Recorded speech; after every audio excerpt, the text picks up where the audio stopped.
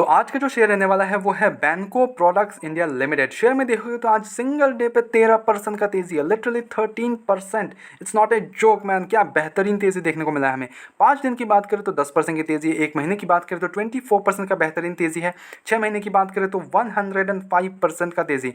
6 महीने में 105%, मतलब पैसा डबल बना के दे दिया है शेयर ने।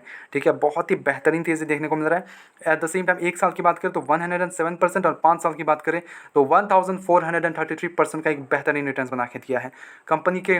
अगर आप कुछ ऐसा न्यूज़ वगैरह देखो तो ऐसा कोई खास न्यूज़ है नहीं, बट यस कंपनी का जो स्ट्रॉन्ग मार्केट पे परफॉर्मेंस पे है तो वो परफॉर्मेंस बेसिस पे शेयर भाग रहा है।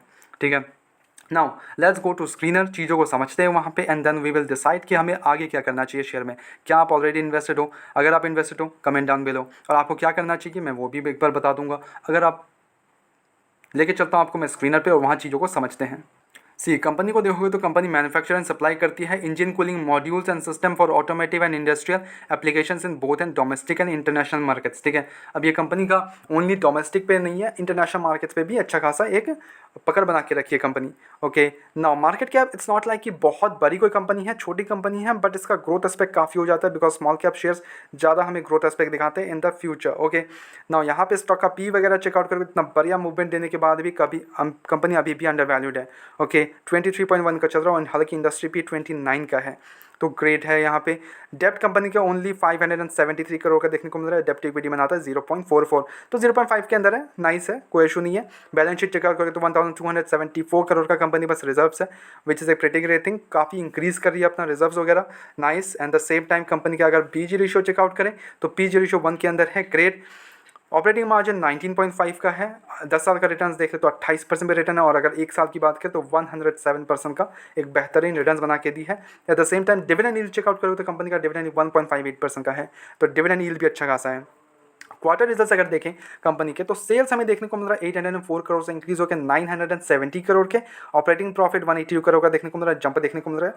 ऑपरेटिंग मार्जिन चेकआउट करते तो 19% का ऑपरेटिंग मार्जिन है, 17% से इंक्रीज होकर 19% का देखने को मिल रहा है, pretty great. Eight the same time net profit है कंपनी का, मोटा मोटी प्रॉफिट वो 69 करोड़ से इंक्रीज होकर 110 करोड़ का देखने को मिल रहा है, pretty great for a company. Okay, earning per share company का वो 4.80 से इंक्रीज होकर 7.6 का देखने को मिल रहा है, तो यहाँ पे भी जंप देखने को मिल रहा है हमें ईयर टू ईयर बेसिस पे, तो काफ़ी अच्छा खासा रिजल्ट देखने को मिल रहा है। तो इसी की बात कर रहा था मैं, काफ़ी अच्छा खासा स्ट्रॉन्ग कंपनी का प्रेजेंस बना रही है, और ये कॉन्स्टेंटली ऐसा नहीं हुआ कि नेगेटिव पे जा रही हो, पॉजिटिव पे है हमेशा इसका result, which is a pretty grating for a small cap company. Okay, investors का भरोसा देख ले तो यहाँ पे 67% का स्टेक होल्ड करती है प्रमोटर्स, 3% का स्टेक होल्ड करते हैं अपने एफआईआईज, और डीआईएस के पास ओनली एंड ओनली एक छोटा सा स्टेक 0.43% का है। पब्लिक के पास यहाँ पे 27% का स्टेक देखने को मिल रहा है।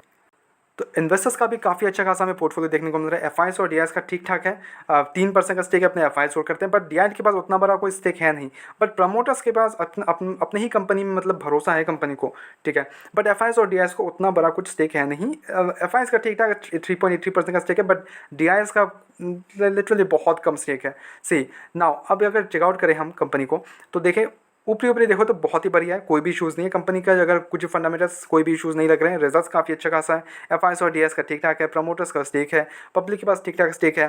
At the same time company को अगर कुछ फंडामेंटल्स वगैरह तो अंडर वैल्यूड शेयर, डेप्ट उतना बड़ा कुछ है नहीं कि डेप्ट क्लियर आउट नहीं कर सकती, डेप्ट पे कोई इशूज़ नहीं है। ठीक है, सी जो मेन यहाँ पे जो मेरे को सबसे ज़्यादा इशू है वो है कंपनी का मूवमेंट। देखो बहुत अच्छा खासा मूवमेंट ऑलरेडी दे चुकी है, तो क्या ये ऑलरेडी और ज़्यादा मूवमेंट दे सकती है? तो नो डाउट इन दिस मे भी मूवमेंट आ जाए, बट ऑलरेडी बहुत बड़ा मूवमेंट दे चुकी है, तो मे भी हमें उतना बड़ा मूवमेंट नहीं देखने को मिले।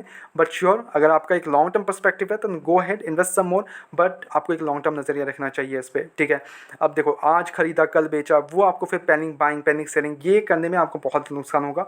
तो आपका अगर लॉन्ग टर्म नज़रिया है तो जाके बैठो और आराम से बैठो, आपको जितना नीचे मिले आप उतना उठाओ। ठीक है, एंड अगर आप ऑलरेडी इन्वेस्ट हो तो बेचने का कोई नज़रिया बनता नहीं है यहाँ पे। ठीक है, ऑल सॉर्ट आउट लग रहा है, कोई भी इशूज़ नहीं लग रहा है यहाँ पे।